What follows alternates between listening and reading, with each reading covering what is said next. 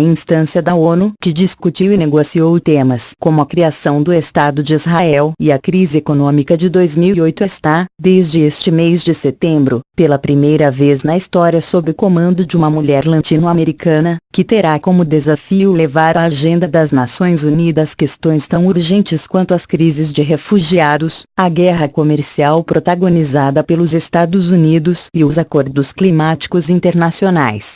A equatoriana Maria Fernanda Espinosa é a mais nova presidente da Assembleia Geral da ONU, um dos principais órgãos dentro das Nações Unidas e que a partir desta terça-feira sediará os tradicionais discursos anuais dos líderes globais.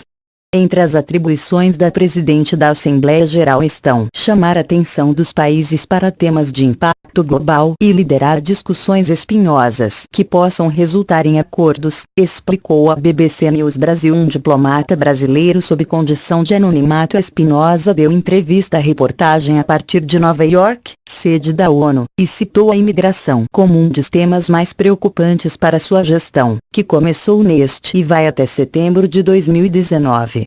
Na América Latina, em particular, existem movimentos migratórios atípicos. O caso da Venezuela mereceu a atenção das agências da ONU voltadas para o tema, a Acnur, voltada a refugiados, e a Organização Internacional das Migrações, disse Espinosa à BBC News Brasil.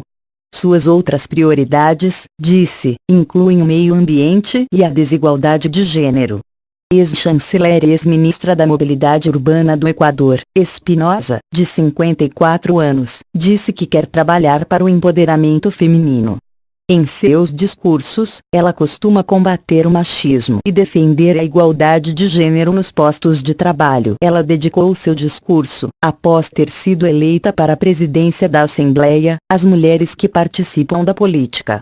Quero dedicar esta eleição a todas as mulheres que participam da política, que enfrentam os ataques políticos e midiáticos marcados pelo machismo e pela discriminação, disse. Seu objetivo mais premente, agora, é o Pacto Global das Migrações, que reunirá os países da ONU em reunião no Marrocos em dezembro. O pacto, que não conta com os Estados Unidos, pretende que migrantes possam ser mais bem integrados aos países aonde chegaram, contando com a responsabilidade dos Estados nesta inclusão, segundo um diplomata familiarizado com as negociações. Será um grande apoio para que a imigração seja organizada e garanta os direitos das pessoas em mobilidade urbana, opinou Espinosa, que deu poucos detalhes sobre como lidará com a crise migratória em curso na Venezuela. Se houver interesse dos Estados-membros em abordar casos específicos sobre países, devem ser feitas as consultas correspondentes. Sou presidente dos 193 Estados-membros da ONU. O exemplo brasileiro de Oswaldo Aranha na prática, durante um ano de gestão, Espinosa não poderá impor medidas, mas sim liderar discussões e colocar em votação questões que tenham sido previamente debatidas. 2 exemplos poderiam ser inspiradores para sua gestão, como disse o ex-embaixador do Brasil junto aos órgãos da ONU Rubens Recupero, também conselheiro do Centro Brasileiro de Relações Internacionais, CEBRI, em entrevista à BBC News Brasil. Recupero, que é conselheiro do Centro Brasileiro de Relações Internacionais, CEBRI, lembrou que o ex-chanceler brasileiro Oswaldo Aranha liderou a Assembleia Geral quando foram adotadas iniciativas que culminaram na criação do Estado de Israel, em 1947. O fato mudou a geopolítica do Oriente Médio. Na crise econômica de 2008, que acaba de completar 10 anos, lembrou Recupero, o então presidente da Assembleia Geral, Miguel Descoto Brockman, convocou especialistas renomados para discutir a crise financeira e econômica global provocada pela quebra do banco americano Lehman Brothers. Apesar da oposição dos Estados Unidos, que achavam que esse não era um tema da ONU, foi a partir da comissão criada por Descoto que o sistema financeiro passou a ser mais cauteloso para que novas crises como aquela não acontecessem, disse Recupero, que fez parte da comissão presidida por Stiglitz. Entre as propostas da comissão que foram adotadas, lembrou, estão a maior quantidade de reservas dos bancos para respaldar os empréstimos que outorgam e o maior controle para a venda de hipotecas para que se tenha a garantia de que serão pagas e não provocarão nova cadeia de inadimplência e contágio financeiro global. O relatório, disse, acabou servindo para as reformas feitas no sistema financeiro depois daquela crise histórica de 2008. Uma pessoa com personalidade e determinação poderá deixar uma gestão marcante, como fizeram Oswaldo Aranha e Dias Couto. Espinosa também pode fazer uma gestão marcante, disse Recupero. Do multilateralismo aos refugiados para Recupero, Espinosa pode levar adiante temas como o dos refugiados, o dos imigrantes, o multilateralismo, em crise, diante do aumento do protecionismo em vários países, e o Acordo de Paris do Meio Ambiente. O fato de os Estados Unidos terem deixado o acordo não seria um impedimento, na visão do ex-embaixador e ex-ministro da Fazenda brasileiro. Na sua opinião, a comissão criada na época da crise financeira de 2008 seria um exemplo disso. Sacerdote e político nicaragüense, Dias Couto entendeu que a Assembleia Geral da ONU não poderia ficar fora da discussão que preocupava vários países.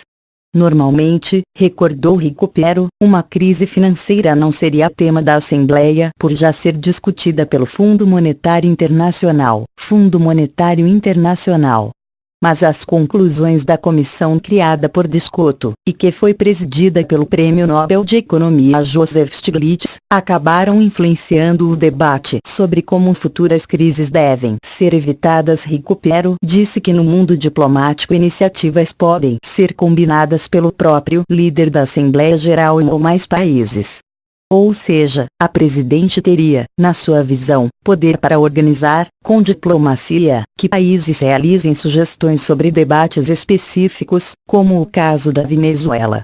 Quando era chanceler, Espinosa se diferenciou do chamado Grupo de Lima, que reúne 14 países, entre eles o Brasil, e discordou da iniciativa de que a Venezuela não fosse convidada para participar da Cúpula das Américas, no Peru. O Grupo de Lima questionou o processo democrático no país. Espinosa disse, na época, que a crise venezuelana deveria ser resolvida pelo diálogo, de maneira pacífica e pelos venezuelanos. Na entrevista à BBC News Brasil, ela disse que seu papel como presidente da Assembleia Geral da ONU é ouvir todos os Estados-membros e agir com imparcialidade. Pelo menos 3 dos 5 diplomatas brasileiros ouvidos pela reportagem entenderam que Espinosa pode marcar um diferencial na sua gestão, por ter tido experiência em lidar com a Venezuela quando ainda era chanceler e pela possibilidade de reforma do Conselho de Segurança da ONU. A Venezuela, concordaram diplomatas ouvidos em 4 países, é hoje uma das principais preocupações da diplomacia brasileira. E foi o assunto de uma reunião regional recente realizada no Equador, apontado como país com uma legislação avançada para a inclusão dos imigrantes. E que poderia ser inspiradora para Espinosa à frente do debate no Marrocos. O êxodo já representa cerca de 10% da população venezuelana. Nossa expectativa é de que ela lidere a discussão sobre como acelerar o processo de interiorização dos imigrantes que chegam principalmente aos países vizinhos, disse um diplomata envolvido nas discussões sobre a imigração venezuelana. Espinosa disse que as discussões do pacto, em dezembro, serão decisivas, já que poderão envolver a responsabilidade dos Estados-membros da ONU sobre o drama dos refugiados. Ao mesmo tempo, a Assembleia Geral é um organismo democrático, como ressaltou Recupero, porque as decisões são tomadas por votações, não importando as diferenças de tamanho ou das economias de cada país. Acho que ela pode com isso convocar, por exemplo, especialistas para discutir também a mudança do clima. Temas globais podem ser uma grande oportunidade de iniciativa para quem está presidindo a Assembleia, opinou Recupero. Conselho de Segurança na diplomacia brasileira. Existe ainda forte expectativa de que Espinosa possa levar adiante o debate sobre a reforma do Conselho de Segurança da ONU, a mais alta instância do organismo e cuja meta original é cuidar da segurança e da paz no mundo. Mas ao longo da história, muitas vezes suas decisões causaram polêmicas. O órgão tem 5 membros permanentes: China, França, Rússia, Reino Unido e Estados Unidos, com poder de veto das decisões, e 10 com assentos rotativos e alocados por região. O Brasil e outros países defendem a reforma do Conselho há mais de 2 décadas. Espinosa lembrou que existem posições muito diversas sobre a reforma, mas disse que, como presidente da Assembleia, pode nomear 2 cofacilitadores que possam avançar nessa negociação. Eu vou colocar meus melhores esforços para que essa agenda avance. Mas o avanço disso deve estar em consonância com a visão dos estados, que integram a ONU, disse a reportagem. Os diplomatas ouvidos pela reportagem mostraram-se divididos sobre a possibilidade de ela levar a reforma adiante nos 12 meses de gestão. Mas tomara que ela coloque a discussão na agenda. Desengavetá-la será um imenso avanço, disse um deles. Espinosa disse que daqui a 1 ano, quando concluir seu mandato, espera que os refugiados, que as mulheres violentadas e maltratadas e as pessoas com fome em algum lugar possam dizer que as Nações Unidas lhes serviram. Espinosa acrescentou que o lema das Nações Unidas neste ano é construir um trabalho para as pessoas, mas admite que não é simples.